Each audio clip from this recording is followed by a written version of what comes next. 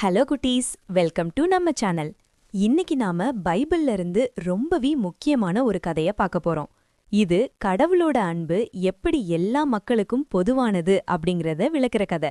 வாங்க கதைக்குள்ள போலாம். முன்பொரு காலத்தில் செசரியா என்ற ஊரில் கொர்னேலியு என்ற ஒரு அதிகாரி வாழ்ந்து வந்தார். அவர் ரோமானிய படைத்தளபதி, அதாவது 100 வீரர்களுக்கு தலைவர். அவர் ரோமானியராக இருந்தாலும் யூதர்களின் கடவுள் மீது மிகுந்த பக்தி உள்ளவர்.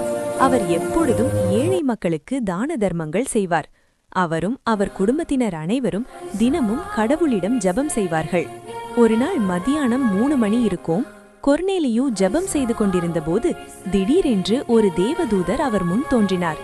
கொர்னேலியு பயந்து போய், ஆண்டவரே, என்ன விஷயம் என்று கேட்டார். அதற்கு அந்த தூதர், கொர்னேலியு, கவலைப்படாதே, உன் ஜெபங்களையும் தர்மங்களையும் கடவுள் ஏற்றுக்கொண்டார். இப்பொழுதே நீ யோப்பா பட்டணத்துக்கு ஆட்களை அனுப்பி பேதுருவை இங்கே வரவழைப்பாயாக என்றார். தேவதூதர் சொன்னதை அப்படியே நம்பினார் கொர்னேலியு. அவர் சிறிதும் தாமதிக்கவில்லை.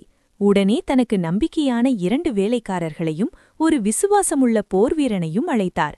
நடந்த அனைத்தையும் அவர்களிடம் விளக்கினார். சீக்கிரம் யோப்பாவுக்குச் சென்று பேதுருவை அழைத்து வாருங்கள் என்று அனுப்பி வைத்தார்.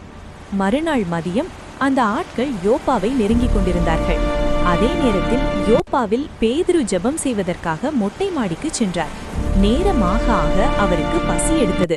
சாப்பாடு தயாராகிக் கொண்டிருக்கும் போது பேதுரு ஒரு அதிசயமான காட்சியை கண்டார்.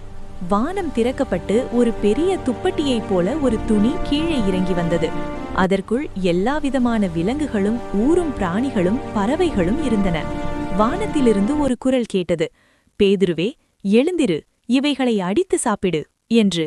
ஆனால் பேதுரு, கூடாது ஆண்டவரே, தீட்டான அல்லது அசுத்தமான எதையும் நான் சாப்பிட்டதே இல்லை என்றார்.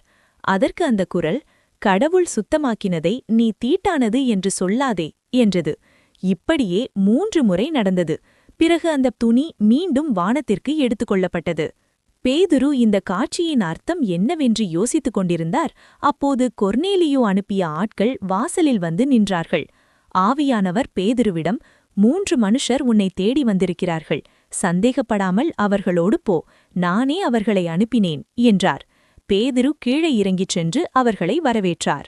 மறுநாள் மதியம் அந்த ஆட்கள் யோப்பாவை நெருங்கிக் கொண்டிருந்தார்கள். அங்கே கொர்னேலியு தன் உறவினர்கள் மற்றும் நண்பர்களுடன் அவர்களுக்காக காத்துக் கொண்டிருந்தார். பேதுரு உள்ளே வந்ததும் கொர்னேலியு அவர் காலில் விழுந்து வணங்கினார். உடனே பேதுரு அவரை தூக்கி, எழுந்திருங்கள், நானும் உம்பரைப் போல ஒரு சாதாரண மனிதன்தான் என்றார். பேதுரு அங்கிருந்த எல்லாரையும் பார்த்து பேசினார். யூதர்கள் அல்லாத மற்றவர்களுடன் பழகுவது எங்கள் சட்டப்படி கூடாது என்று உங்களுக்கு தெரியும். ஆனால் எந்த மனிதனையும் தீட்டு என்றோ அசுத்தமானவன் என்றோ சொல்லக்கூடாது என்று கடவுள் எனக்கு காட்டியிருக்கிறார். கடவுள் ஆள் பார்த்து செயல்படுகிறவர் அல்ல. அவருக்கு பயந்து நற்செயல்கள் செய்யும் எல்லாரையும் அவர் ஏற்றுக்கொள்கிறார் என்று கூறி இயேசு கிறிஸ்துவின் கதையை அவர்களுக்குச் சொன்னார். பேதுரு பேசிக் கொண்டிருக்கும் போதே திடீரென்று பரிசுத்த ஆவியானவர் அங்கிருந்த எல்லார் மீதும் இறங்கினார். யூதர்கள் அல்லாத இவர்களும் கடவுளை புகழ்ந்து பேசுவதைக் கண்டு பேதுருவுடன் வந்திருந்த யூத சகோதரர்கள் ஆச்சரியப்பட்டார்கள். அப்போது பேதுரு, நம்மைப் போலவே இவர்களும் பரிசுத்த ஆவியை பெற்றிருக்கிறார்கள் எனில் இவர்களுக்கு ஞானஸ்நானம் கொடுப்பதை தடை செய்ய முடியுமா என்று கேட்டார். பிறகு இயேசு கிறிஸ்துவின் பெயரால் அவர்கள் அனைவருக்கும் ஞானஸ்நானம் கொடுக்கப்பட்டது. கடவுளின் அன்பு யூதர்களுக்கு மட்டுமல்ல, உலகத்தில் உள்ள எல்லா மக்களுக்கும் பொதுவானது என்பதை அன்று எல்லோரும் புரிந்து கொண்டார்கள். இந்த கதை உங்களுக்கு பிடிச்சிருந்தா மறக்காம லைக் பண்ணுங்க, உங்க ஃப்ரெண்ட்ஸுக்கும் ஷேர் பண்ணுங்க. இதே மாதிரி இன்னும் நிறைய கதைகளை பார்க்க நம்ம சேனலை சப்ஸ்கிரைப் பண்ணுங்க. God bless you. Bye bye.